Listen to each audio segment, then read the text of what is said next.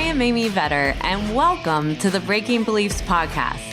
This valuable time is for you to pause in your day and go on your own self-journey. Discover the beliefs that are holding you back from living your best life at work and at home. Learn from the guests on this show as they share their inspirational stories on how they found ways to break internal beliefs that were no longer serving them. Because if you believe you can, you will. And our podcast begins now.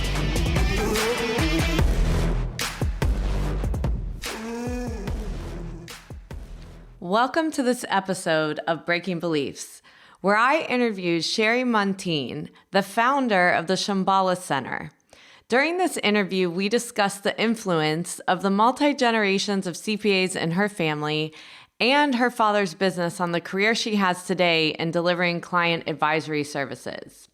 The Shamballa Center has the mission to provide individuals and businesses with services that diminish workload, reduce financial stress, and increase their peace of mind. Sheri has a master's in psychology and a PhD in metaphysics. She is uniquely suited to providing customized personal solutions to businesses or organizations, and has surrounded herself with professionals who all pride themselves in making a constructive difference in the lives of their clients. I met Sheri about a year ago in my client advisory services practice workshop where we put together business plans, and Sheri really impressed me in the way that she runs her business and the passion that she has around it. So there are lots of great stories of how she really created the career that she has in this interview. So I hope that you will share it with your friends or colleagues that it could be helpful to, and also take away action items that might help you in your career or your business as well. Welcome to this episode of Breaking Beliefs. And today I'm very excited to interview Sheri Muntean with Sheri, if you want to just go ahead and just give a little brief intro on your firm and yourself, and then we'll get right into your story. Sure. So I'm a certified public accountant, as you know, and I am the managing partner at Shamballa Center, which is a client advisory services firm. And our mission at Shamballa is to support success and provide peace of mind. And that kind of guides all of the services that we provide to our bookkeeping clients and tax clients. And we specialize in small businesses here in our community. Awesome. Well, so glad to have you. And so what I like to do when we start off these interviews is really talking about your story, because we don't necessarily always know what our career is going to be when we're young and what our interests are. So I would love to know just where you grew up, what kind of, what your parents did, what kind of hobbies that you had growing up. Sure. So my mom and dad both graduated from Stanford, so the bar was high. My dad was an MBA, and I always idolized him in many ways. So I wanted to grow up and be like my dad. But I often joke that my tax training started prenatally because my mom was working at the IRS when she was pregnant with me. Oh, wow. So, and she was a third generation accountant. So, okay. She actually was an English major, but ended up at the IRS. So I guess you could argue that it's in my blood. And I grew up being very meticulous, very organized, loved to read. And I do think that played into eventually loving accounting. I love the sense of order. I like the meticulous nature of it. And I do just love working with people. I love working with people. As you know, my master's is in psychology. So that comes into play a lot in what we do when we're working with people. Yeah, absolutely. So I want to get into this 3 generations of accountants. So were they immigrants or so it was they actually your grandfather or your grandmother or who? Yeah, my grandfather was a pharmacist, but of course he ran his own business. But his brothers were all accountants. Okay. But they didn't start out that way. They actually literally pushed hand carts across the United States when they were children. And my grandfather tells stories about being carried on the backs of his brothers into the beet fields to pick beets when he was 2. So they worked very hard to get to the point where they all went to college, so that's my mom's side of the family. Okay. And my dad's side of the family was in show business, so that definitely has nothing to do with where we ended up, but it was colorful. So, when you were young, or maybe with your mother, were they talking about accounting and All the time. Not accounting so much, but we did have a tradition of eating dinner together, which, back in the 60s and 70s was probably much more of a thing than it is now. Yeah. And we'd eat dinner together every night, and everybody, we would talk for at least a good hour or two every night about what my dad had been doing and what my mom had been doing and what we had been doing. And it was my dad's life as a business person was part of my life. Yeah. And I think that's why I admired it so much. And did you work in his business? I did actually. I did, have jobs when I was younger, but my first real job, so to speak, was actually in one of his businesses. And it did actually lead to me being a better accountant because, I started out as a receptionist, but I guess they noticed I was a hard worker, and I started typing, because back then we didn't have computers. Right. I was typing all the forms, I was typing all the invoices, and I was typing all the estimates, and I was typing all the purchase orders. And so I think, unlike some of my peers, when I finally got to take accounting classes, I knew what the forms were in a really real way. It was very real to me because I was the one that walked them where they were supposed to go, so Right. I understood the whole flow of how documents went through the business, and why they went through the business and where they were going. And so for me, accounting became a real metaphor for something very, very real. And that's something I try to encourage my clients to understand, because it helps them understand their businesses better, those numbers as a metaphor for what's really happening. Exactly. So did your father encourage you to go into accounting, or what was he encouraging you to do? It's interesting because I wouldn't say that my parents really told me what they thought. Mm-hmm. Right. I just took an accounting class, and I loved it so much. I started as an economics major. Okay. Because like I said, my goal, I wanted an MBA like my dad, right? Yeah. But I took one accounting class and I was in love. And interestingly, though, my dad, the one thing he did tell me, he said, if there's one class you take when you're in college, just one, make it be accounting.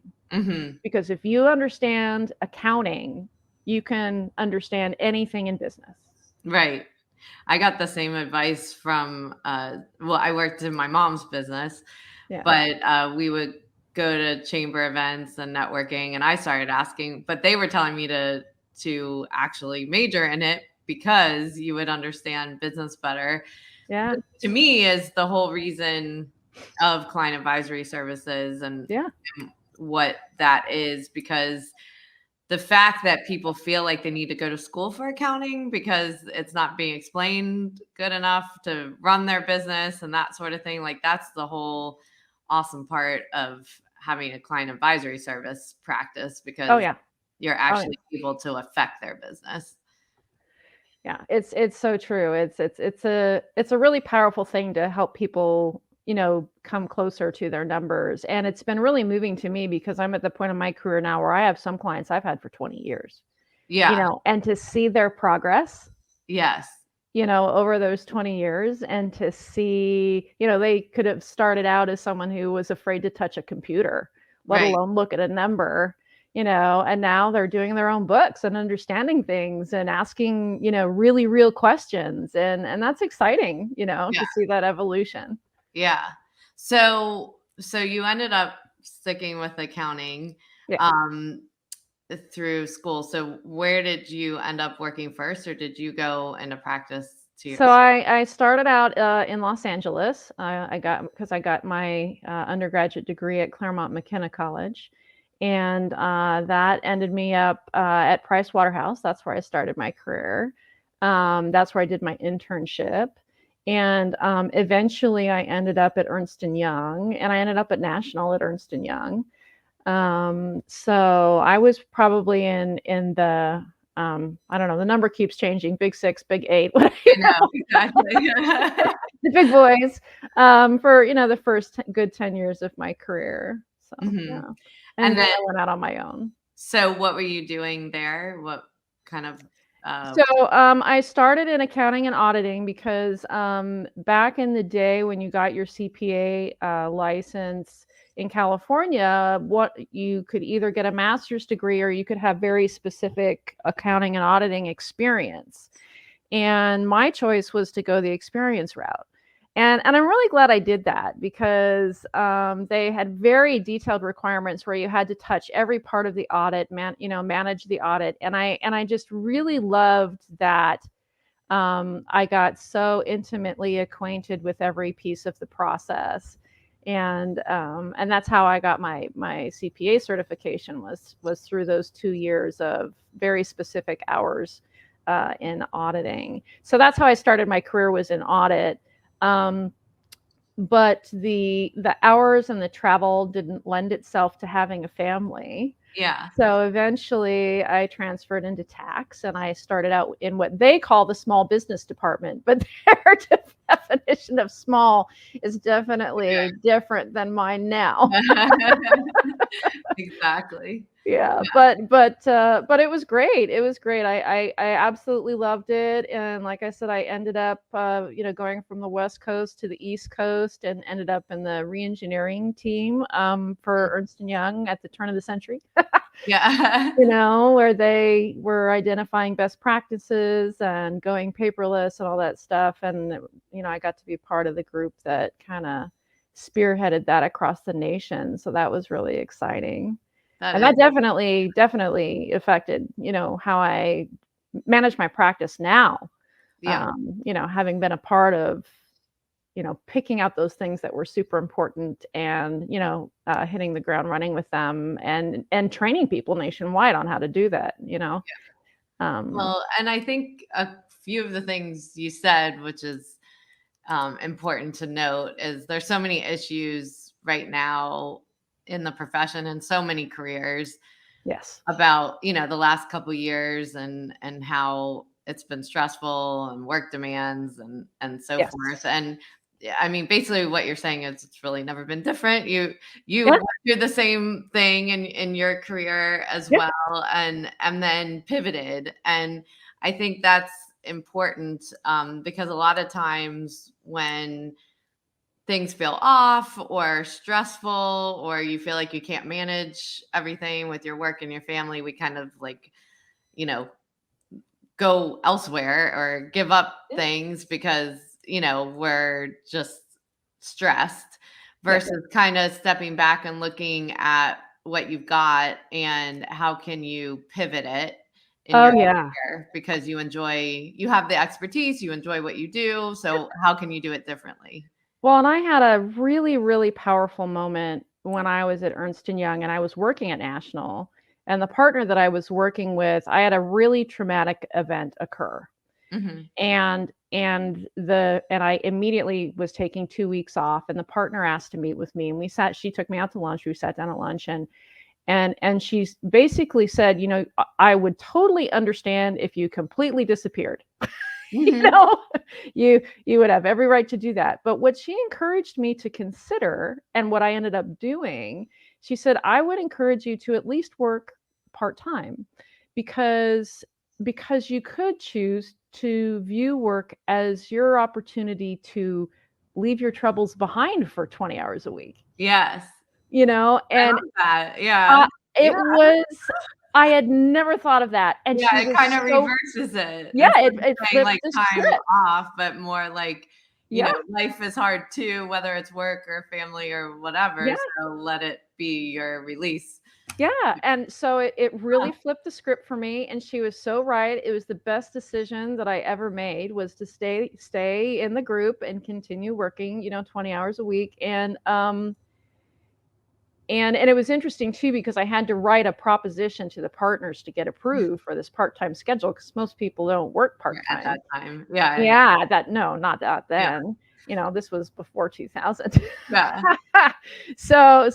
And my proposition, is I would get all of the same work done, but in half the time. So that was the other thing, like learning to streamline, learning to be efficient, learning to be virtual, and it worked. It worked.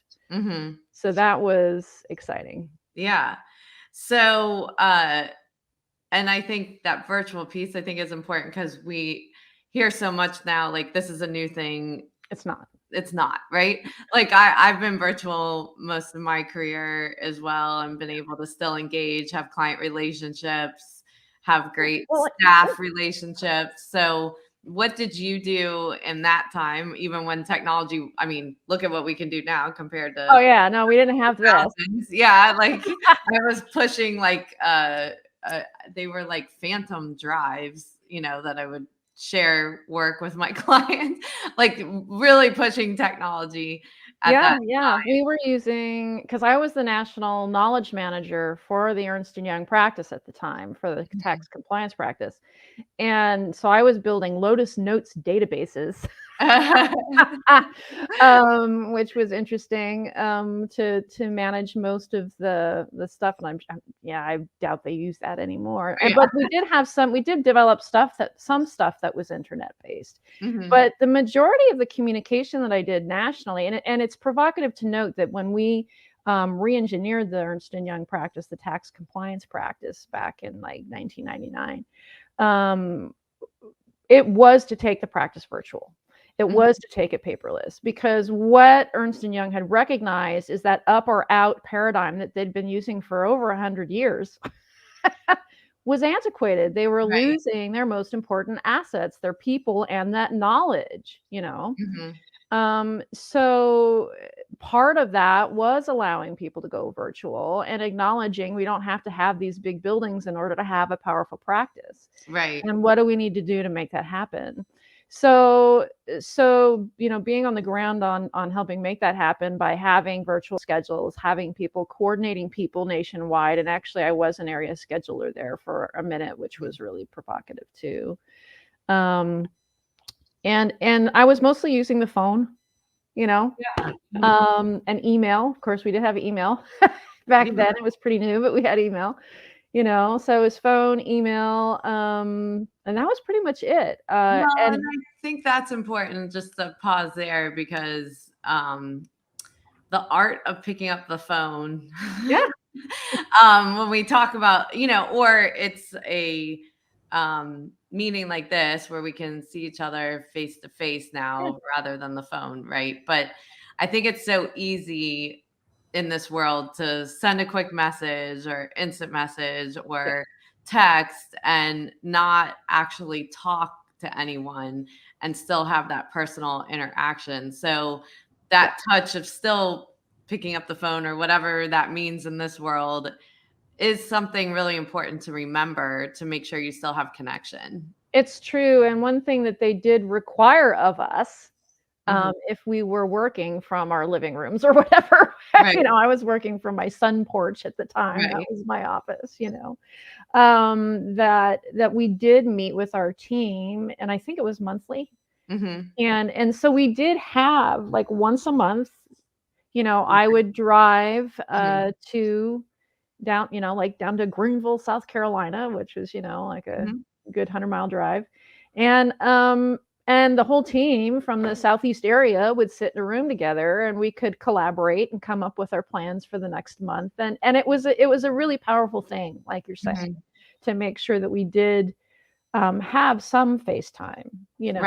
It was worth the commitment to, do this like we're doing, this Zoom call, to have that real personal connection. Yeah, absolutely. So then what led you to going on your own and having the guts to do that? Well, I wanted to move to be closer to family. My Mhm, kids were getting to be to the age that, I was 3,000 miles away from my mhm, family on the East Coast. So, it was the decision to make that big move and, to put family first, so to speak. And, there's no better way to do that as an accountant, other than really going out on your own. It just makes you super flexible. mhm. And, I've been licensed now in 6 states.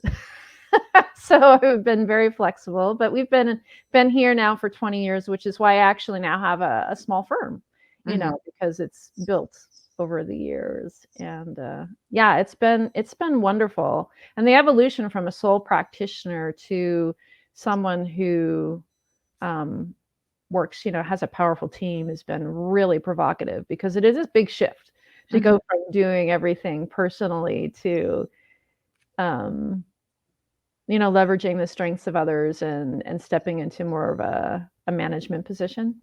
And so what have you learned from that shift? What did you have to change as a leader, like from an individual contributor to becoming a leader? Because I think, this is definitely something hard for many in the profession that we get promoted based on our technical expertise, but not necessarily our people skills. And once we've got people reporting to us, that's a whole other skill. It And is. so what did you do to shift that mindset and be able to lead? I had to learn to let it go. I Yeah. mean, that really is the big thing. I had to lighten up. I really had to lighten up because as a sole proprietor, it was very intense. Mhm. I was 100% responsible, and I still am Right. on a certain Always. level, Yeah. but I was 100% responsible for everything, and everything to me anyway, and this is just Mhm. me, had to be perfect all the time, you know? Mhm. And and when I'm mentoring people, um, I have to trust, Mhm. you know, really trust others and believe in them, and but also provide them with the tools where that trust is valid. Make sure that they always have what they need, not just technically. I mean, yeah, making sure they have, Mhm. that knowledge manager, skill set was great because we had to go in and identify everything that everyone in the practice might need and might know and might understand at any time, and assure that there was a place for that to live and Right. that it was accessible. Right. So that's something that's translated into my practice, because there's going to be attrition, you Right. know. And I'm not just talking about people quitting. I mean, people get older, you know. Right. Right. There's just Yeah. many reasons, and we want this to be something that people can rely on ad infinitum, after I'm gone. Mhm. So what does that look like? You know what I mean? How do we preserve all those things?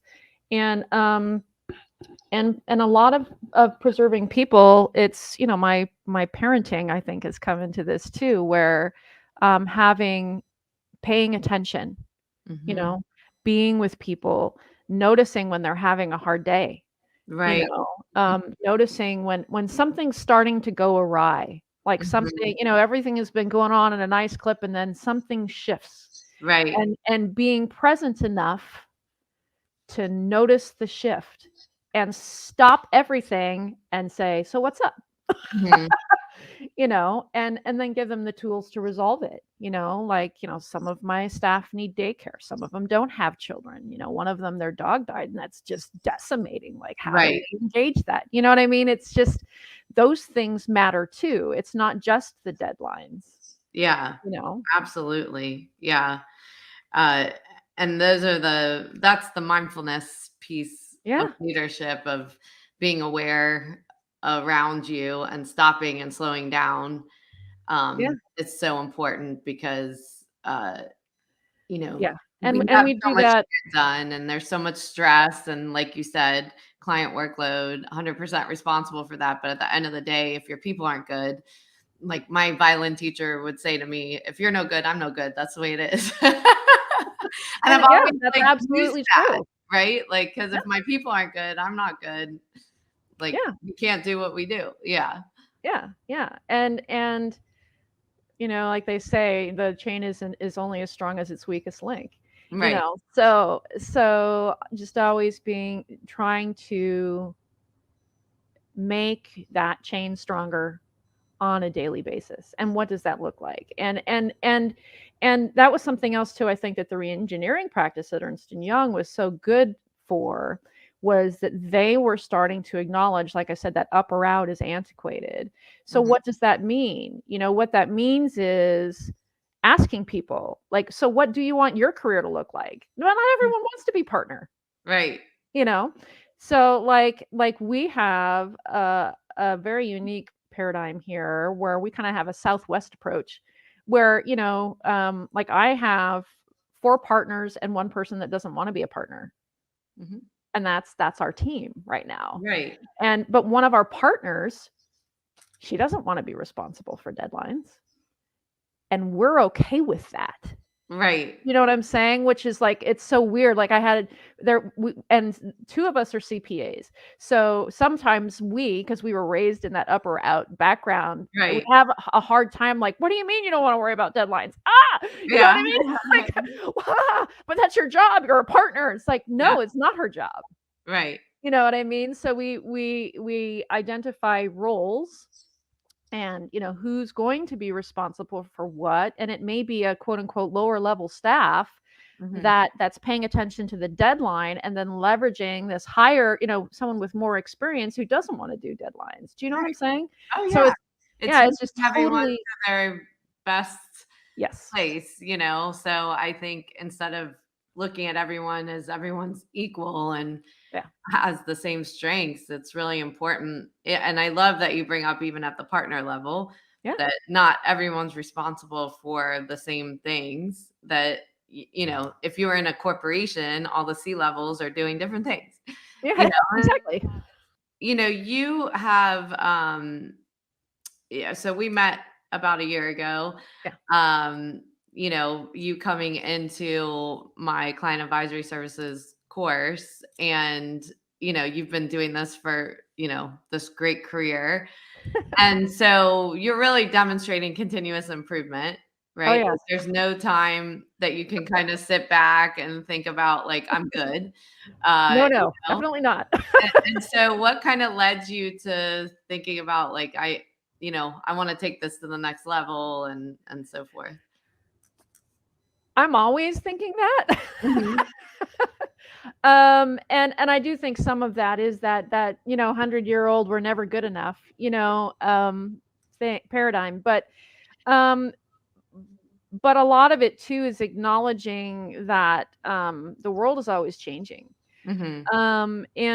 And now that we're in the information age, it's changing even faster. Mhm. So, one thing that my staff will tell you that they appreciate about me is that I'm always looking at all the new technology and all of the new software and all of the new information, assessing it to see if it would be a good fit and help bring us to the next level or fill a gap.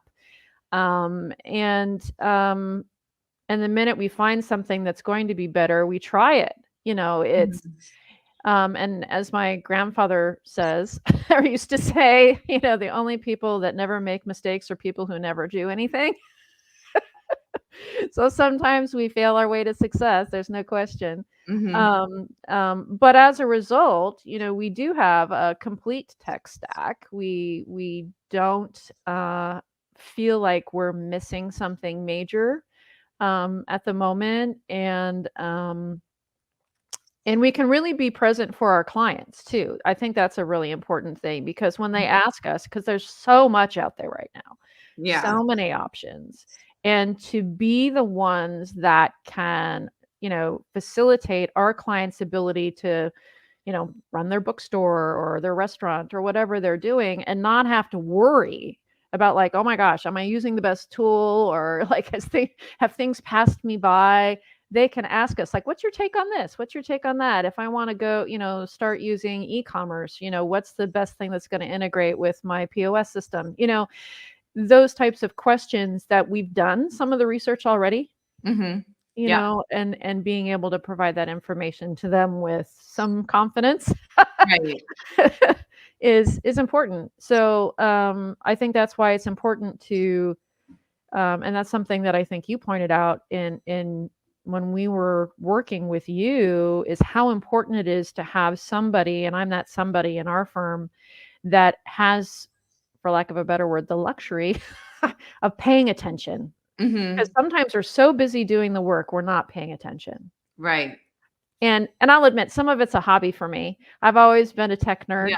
nerd. I was the only person in my entire high school that had my own computer. Hmm. So, Yeah. you know, But so it's the difference of working on the business instead of in it. And as a yeah, leader, you have to step back and be constantly thinking about the business and what's next and yeah, whatever business you're doing. So if you're not doing it for your own business, it's hard to advise other businesses absolutely. as well. Absolutely. And yeah, we've done it. We've been using it. We know if it's broke or if it isn't broke, you know? Yeah, yeah, yeah. Um, Or yeah, how it's to work around it.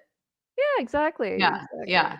So, what is something, because you put together a business plan in the last year and you're almost through the 12 months since.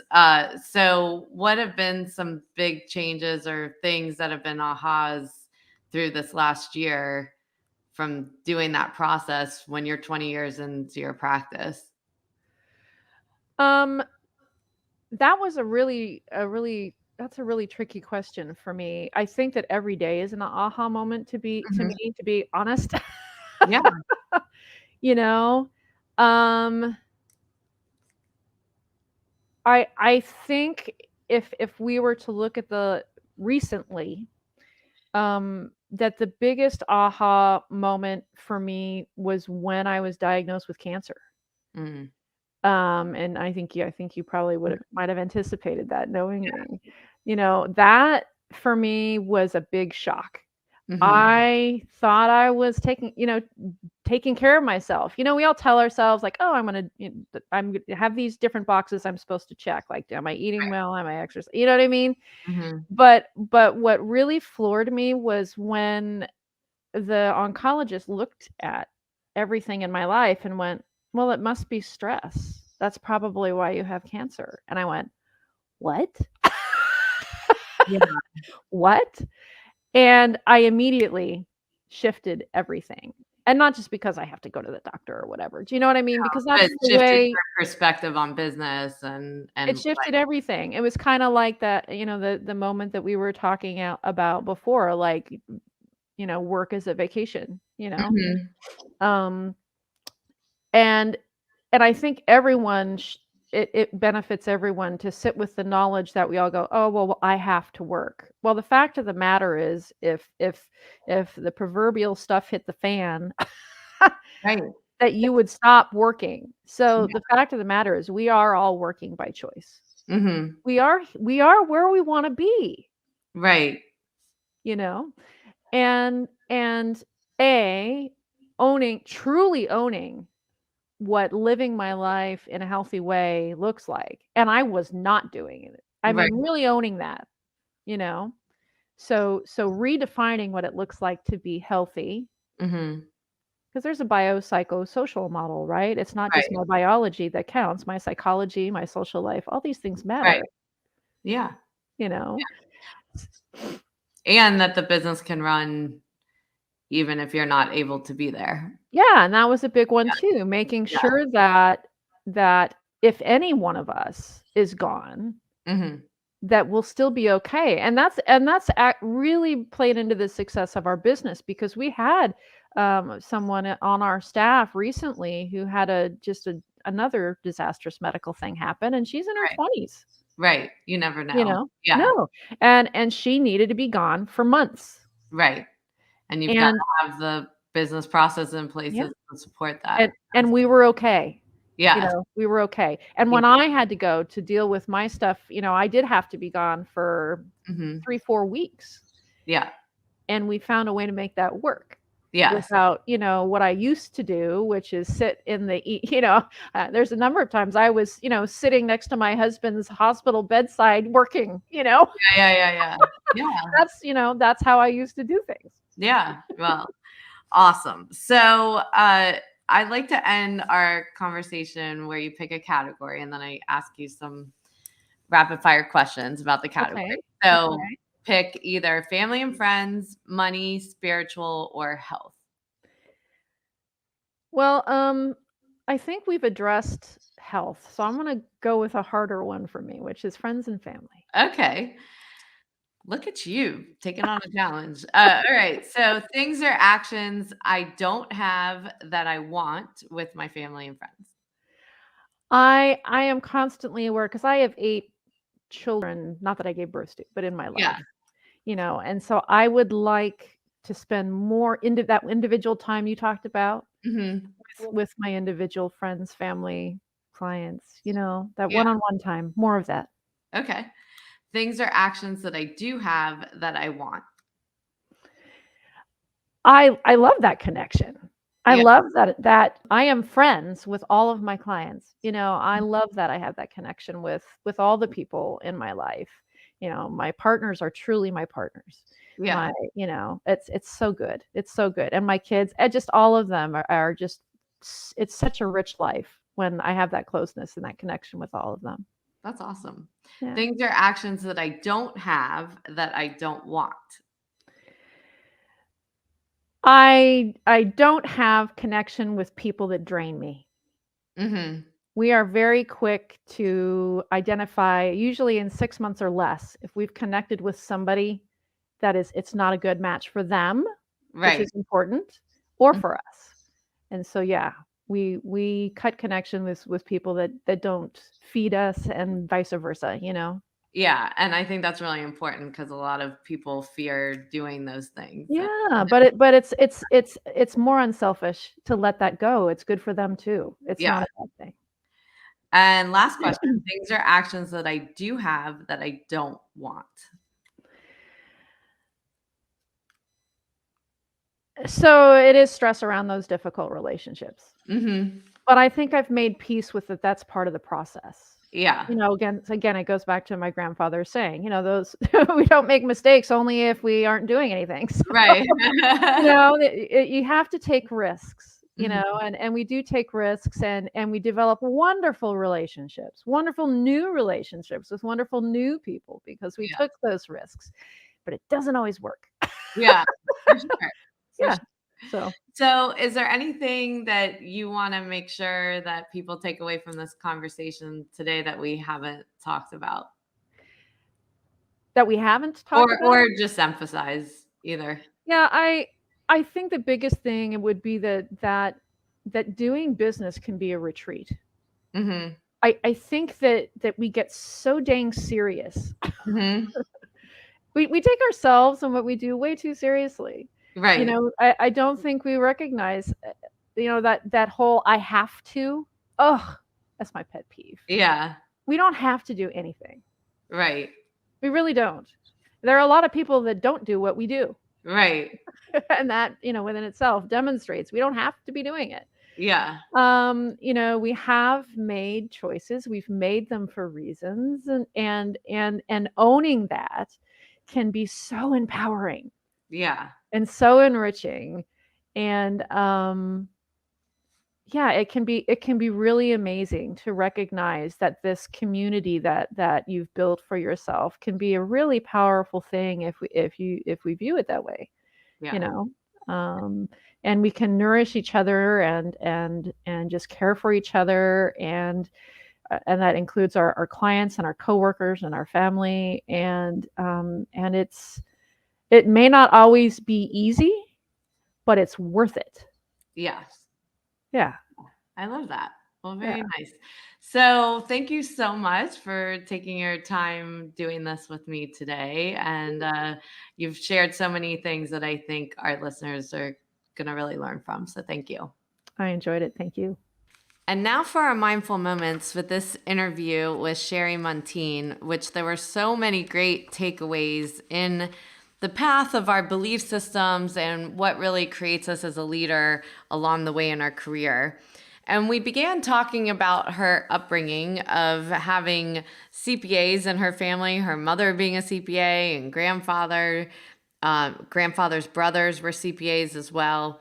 And we also talked about her father's business and how working in her father's business really affected her in her career, and now when she's helping clients and in her own business. But the really great thing about her upbringing is that she was able to experience what everybody was talking about in their day at their family dinners and understanding their different careers.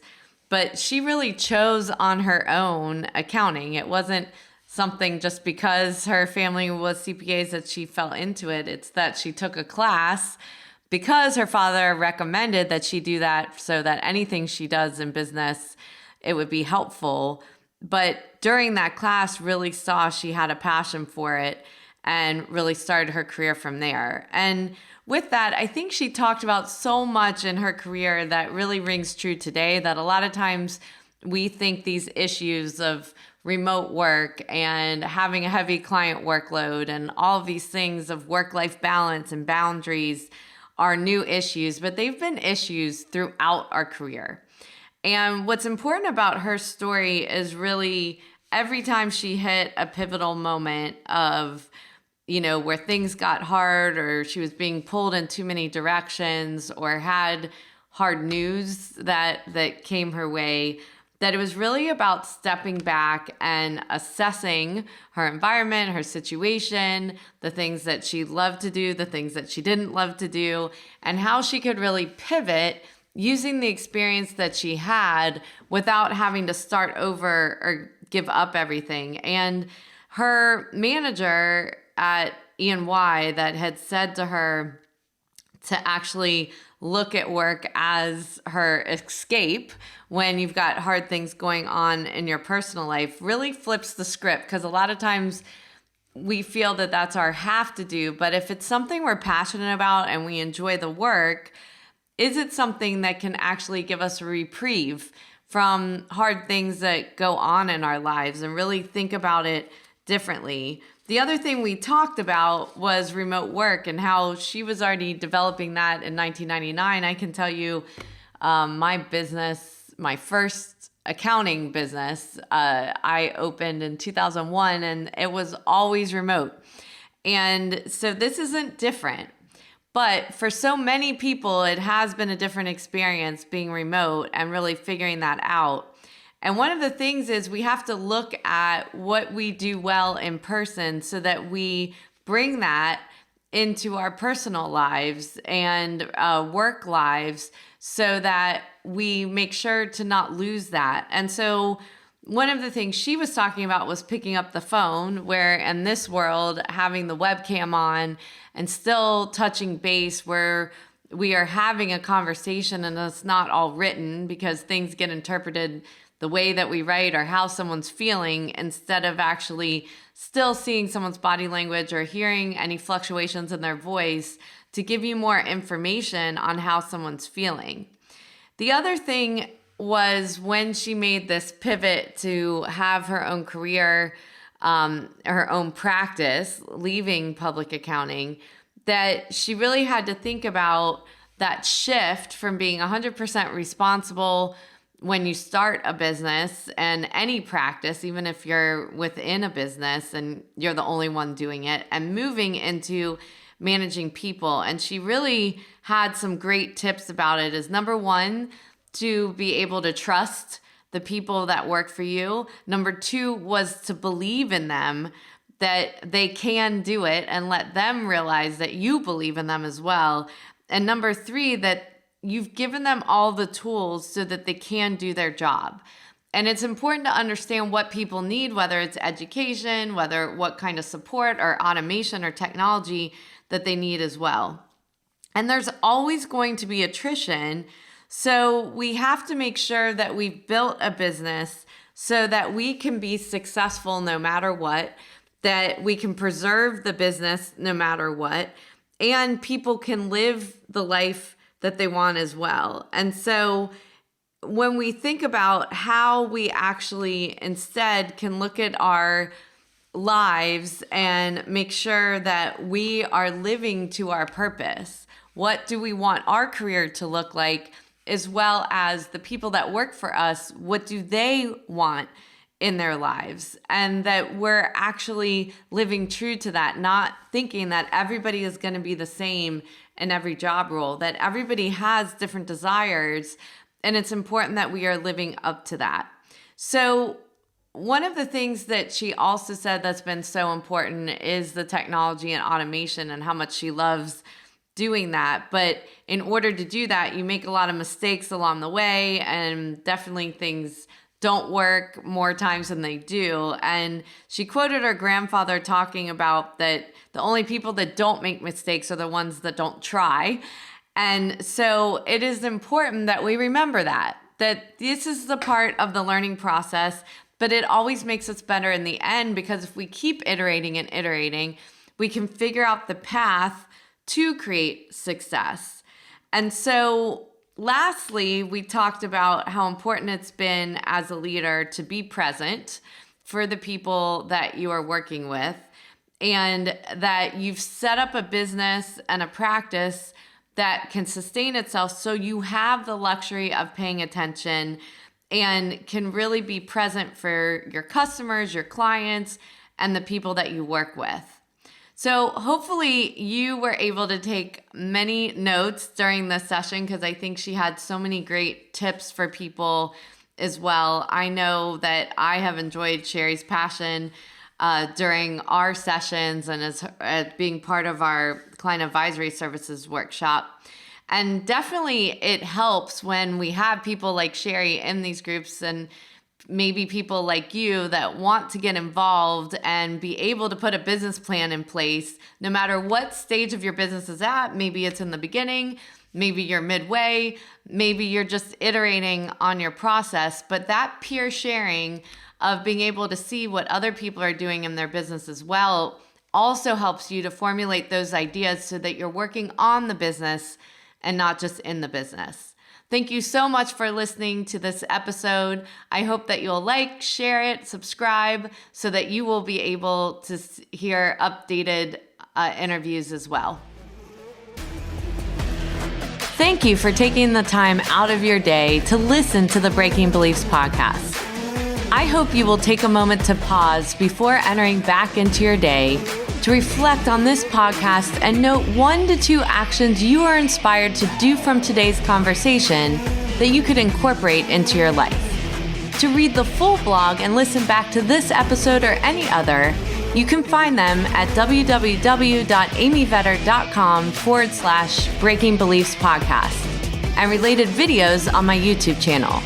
For daily inspiration, follow me on Instagram, Twitter, Facebook, and LinkedIn at Amy Vetter CPA.